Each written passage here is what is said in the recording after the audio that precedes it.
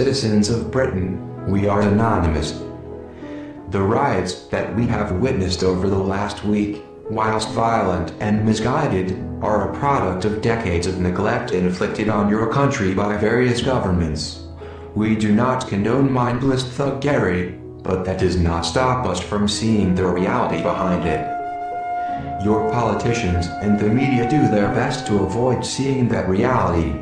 They would rather manipulate public anger in order to cloud judgment and create division. They will use these riots as an excuse to withdraw civic freedoms, increase draconian police powers, and discourage legitimate protest. By placing their emphasis on mindless criminality, your politicians mask the extent to which a significant section of society is stuck in an impoverished way of life with little hope for the future. Anonymous senses your displeasure and witnesses the iron fist of the state being used more and more often to put down dissent before it begins. We note also the ever-increasing tide of propaganda issued to justify these repressive acts.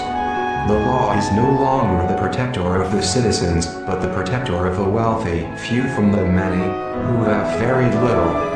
Justice has become yet another commodity that only the wealthy can afford.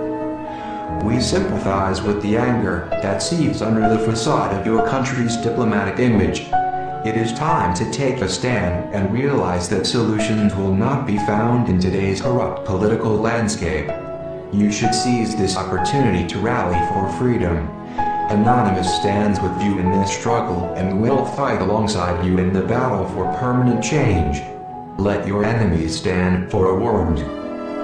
Saturday, October 15, 2011 will be your opportunity for rebellion. We call on Britain to unite and organize peacefully. Unions, anti-cuts groups, community organizations, students, activists, citizens, you know our political system is not fit for purpose. Rally your supporters and stand together in holding mass protests in your major cities. Together you can send a powerful message to your government. You are the people of Britain, and your voice will be heard. Yours sincerely, Operation Britain. We are anonymous. We are legion. We do not forgive. We do not forget. Expect us.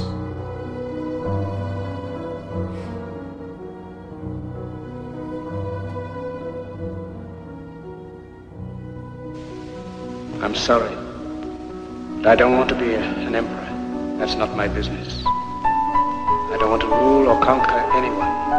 I should like to help everyone if possible.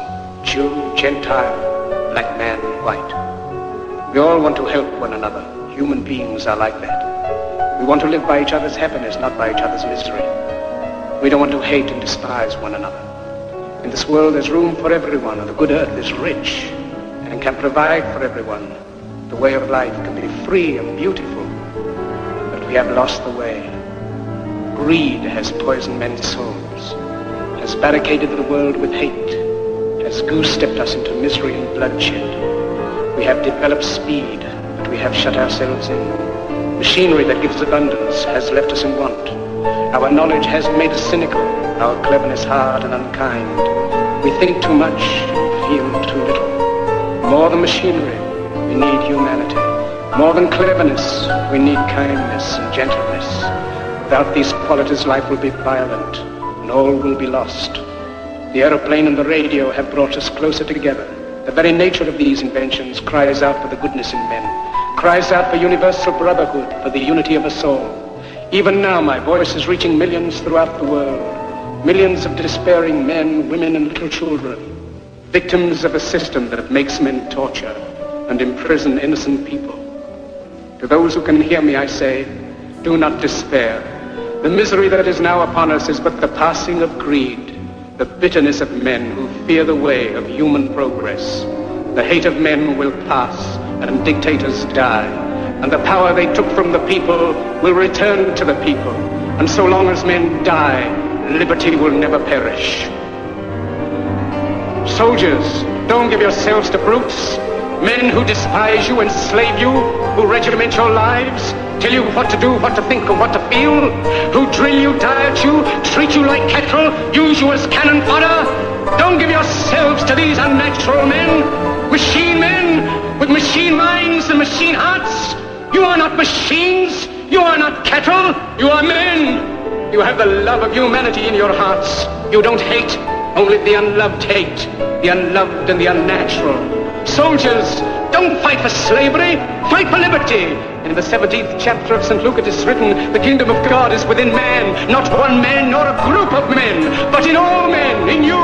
You, the people, have the power to create machines, the power to create happiness. You, the people, have the power to make this life free and beautiful, to make this life a wonderful adventure.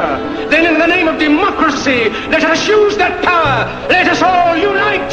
Let us fight for a new world, a decent world, that will give men a chance to work, that will give youth a future and old age a security. By the promise of these things, brutes have risen to power, but they lie. They do not fulfill that promise. They never will. Dictators free themselves, but they enslave the people. Now let us fight to fulfill that promise. Let us fight to free the world, to do away with national barriers, to do away with greed, with hate and intolerance. Let us fight for a world of reason, a world where science and progress will lead to all men's happiness. Soldiers, in the name of democracy, let us all unite! Let us all unite!